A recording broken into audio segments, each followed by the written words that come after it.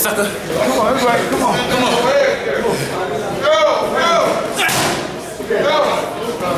Try it again. What this kid doing? Trying to body bag you. I got my Dontae'S box I see. Oh, we already know. What's up, man?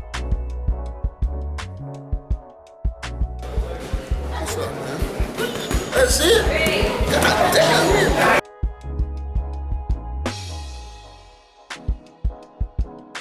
Why do you think he turned that fight down?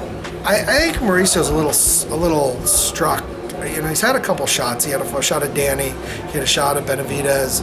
He's really kind of tired of the politics. So I don't think Mauricio really wants to fight somebody with heavy politics behind him. And I could see that as being a big motivating factor as to why he didn't do it. And I think you can arguably say that he won both of those fights. Danny Garcia and Jose Benavidez. And Jose Benavidez. Yeah. Yeah, but the thing is, a lot of people thought that he lost the Hank Lundy fight, and he got that decision. I mean, if we use that logic, though, Todd, why should he fight at all if he's worried about being robbed? You know what I mean? I think that there are other fighters out there in the division that he could fight. And he'll have a better chance of beating, right? Yeah. Let's be realistic. Yeah. I mean, Terrence Crawford. Listen, Terrence Crawford's a special talent. My personal feeling is I don't think he's a pound for pound guy yet. I think he has the potential to be there, but he just hasn't fought that level of competition that screams pound for pound. He hasn't fought those, like when Pacquiao was coming up, he fought Marquez and Barrera. He fought all these, guys that are going into the Hall of Fame. If you look at Terrence Crawford's resume, he hasn't fought anybody that stands out, that's screaming to go into the Hall of Fame anytime in the next 50 years. So I think you need to do that before you can be really put on that list. And there's some guys out there that he could fight. I think the Postal fight would be interesting. Provodnikov would be an interesting fight, although you and I disagree on that. I think that... I agree, I want to see it. I just don't think Provodnikov would take it, I personally. I just think that they're keeping him away from big punchers. And I think that's what's going to hurt making the Postal fight in the long run. We'll see. Since you brought it up, Todd, we got to go back to that. Why do you think they're trying to keep him away from big punchers? Because he was in the ring with Beltran. I mean, I still think Gamboa is a big puncher. I think Gamboa's a big puncher, but he's not a big puncher at 135 pounds. But if you go back and look at that fight, he had him hurt a couple times. Yeah. But Gamboa's not the biggest puncher out there. I think if you really want to see where he's at, put him in a fight with maybe a Francis Bartholomew, who's a bigger puncher at that weight class. But Ruslan Provodnikov, if you're talking about just power. Ruslan Provodnikov is definitely, and Postal is a guy. Postal's kind of got. Postal wasn't known for his power though. But he's very deceptive because he throws his punches straight. He's accurate. He hits you a lot, and eventually, obviously, as we saw in the Matisse fight, he's going to wear you down. But Provodnikov's going to bring some heat. Definitely going to bring some heat. I would like like I said, I would like to see that fight, but I just don't think it's going to happen. I think both Provodnikov would probably prefer Herrera, and Herrera would prefer Provodnikov over Terrence Crawford. But at the same time, I truly believe, Todd, that slick fighters like Terrence Crawford, along with like a Floyd Mayweather, I think they like guys with power, guys that just rely on power, and don't really use a lot of intelligence and leave themselves open. Because Floyd Mayweather, for example, everybody he fought was stronger and bigger than him. People like Pernell Whitaker, that's all they fought were guys. It's always the bull versus the matador, So if you don't get hit with the power, it's not as effective, right? Especially towards the end of his career. Another fight that's, I just don't believe that the Lundy fight's the best fight out there for him. There are other guys in the top 10 that he can fight that would become. I'd like to see him fight Maurice Hooker, who's Maurice Hooker, a kid out of Dallas, who's ranked in the top 10. Who deserves the shot over a guy who's been given a couple of opportunities and really kind of failed at his when he's been given the opportunity to step up. Heck, for that matter, I'd rather see Kareem Mayfield in there. Basically, but which by the way is basically the same fighter as Hank Lundy. No, I think Hank Lundy has much more momentum right now. Because like I said, it could be argued he beat Herrera. He has more momentum right now.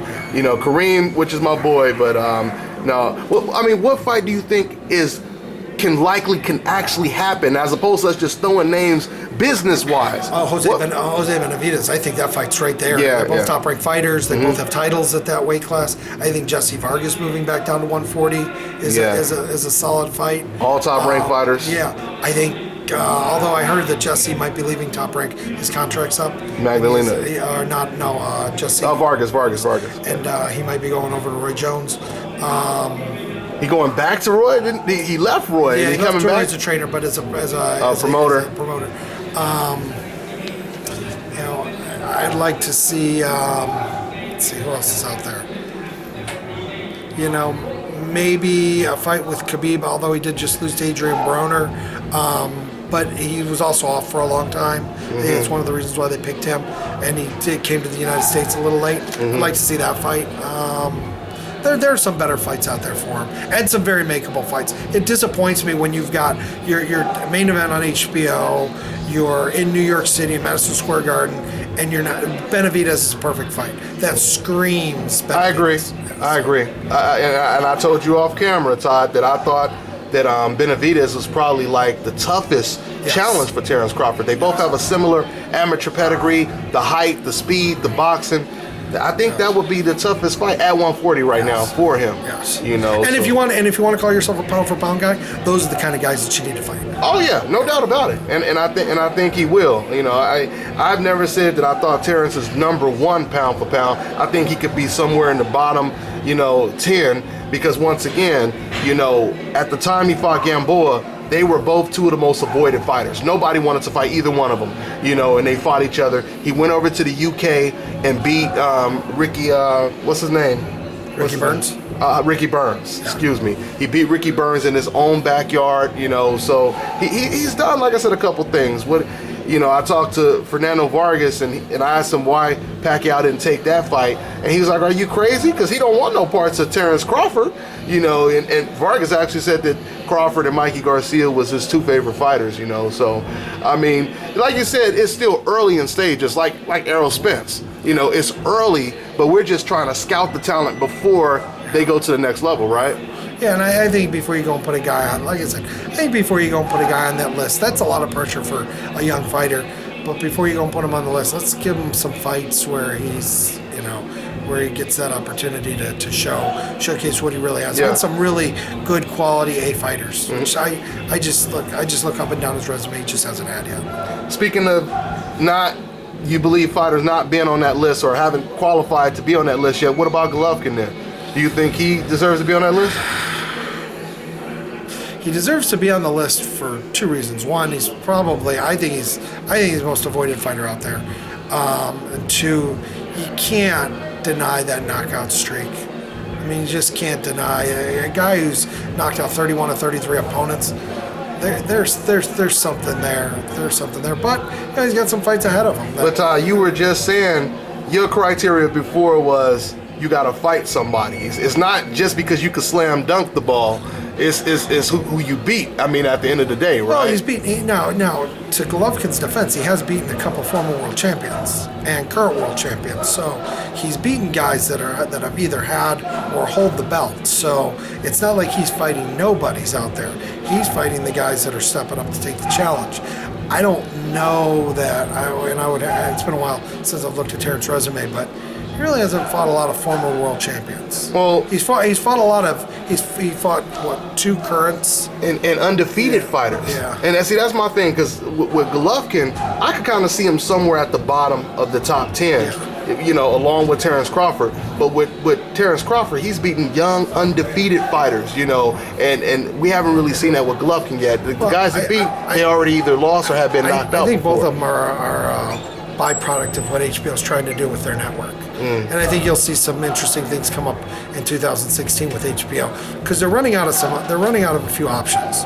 When you start talking about a fight like who was the 168 at Top Rank, Gilberto Ramirez, and Arthur Abraham.